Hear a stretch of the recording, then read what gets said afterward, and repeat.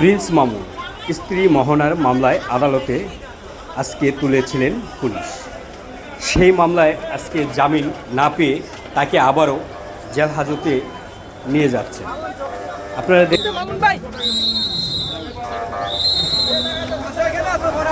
লাইলা 5টা মামলা দিছে। লাইলা আবার হিরিয়া আবার লিখনের দেওয়াইছে, আবার ওখানে মোহনাটা দেওয়াইতেছে, আবার ওখানে ইন্ডিয়াতে সেন্ডি সারে আনাইছে। সেন্ডি সারে আনাইয়া হেরে দিয়া আবার ওখানে বাজে কথা কইতাছে। এতদিন করাইছে ইকরারে দিয়া, ইকরারটা বন্ধ হয়েছে, ওখানে আবার শুরু করছে সেন্ডি সার। কি পাইছস? কি মগের মূল্য পাইছ? মগের মূল্য পাইছ?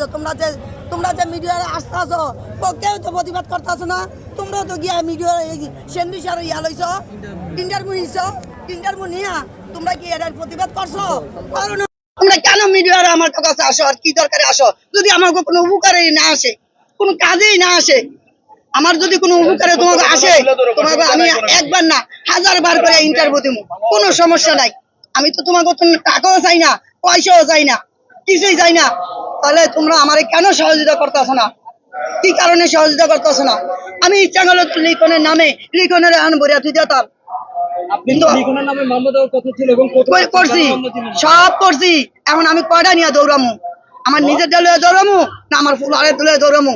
আমার ভূতারে আগে বার করি, তারপরে দেখবো মজা খেলা কেড়ে কয়। লিখন গতকালকে পাশে বসে আপনি যে অভিযোগ করছেন লিখন আপনার চুল ছিঁড়ে ফেলছে, লিখন বলেছে আপনি সেগুলো বাসায় আগে জমানো চুল নিয়ে মিথ্যা। ধরো আমার চুলগুলা 3 জন মাইসে তো ছিঁড়ছে, এরপরও তোমরা দেখো লিখন যে মারছে আমারে, এগুলা সব এই যে দাগগুলা দেখো, এই যে মারছে খালি একটু কমছে, মানে একটু কমে আইছে।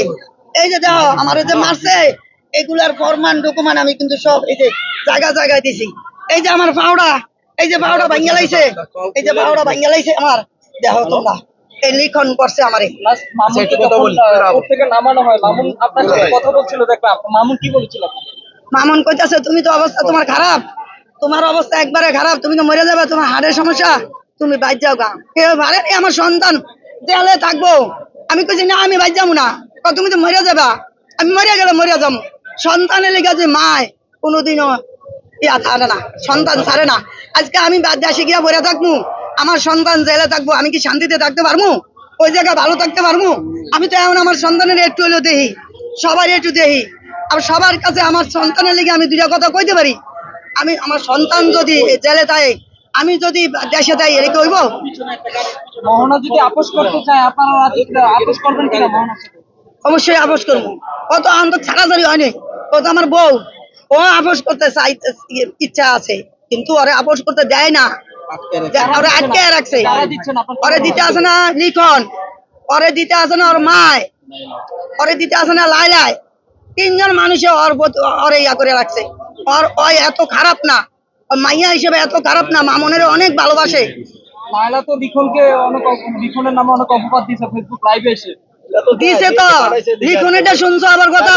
লিখন কইছে আমি যদি মুখ খুলি তাহলে আলে তোমার ইজ্জত থাকবো না। এখানে এই প্রশ্নটা দেখে বুঝো যে কিসের মধ্যে কি চলতে আছে। সবশেষে লায়লাকে কি বলতে চান?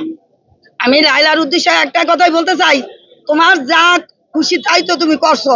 মামলা মহাদিনা তুমি 5টা 6টা দিছো, তোমার এখন তুমি একটু ঠান্ডাও মা, তোমার মা কইতাছি, এখন তুমি একটু ঠান্ডাও। তুমি এই যে মানে মোহনারে দিয়া লিখনের দিয়া আমার এরকম আর ক্ষতি করো না। আমার এই প্রতিবন্ধী বাচ্চাটি নিয়া আমি অনেক অসহায় পড়ে গেছি গা, অনেক কষ্টের মধ্যে পড়ে গেছি গা। আমার সন্তানের আজকে যে জামিন করামু, একটার পর একটা মামলা দিতে এত টাকা, আমাকে তো এত কিছু নাই।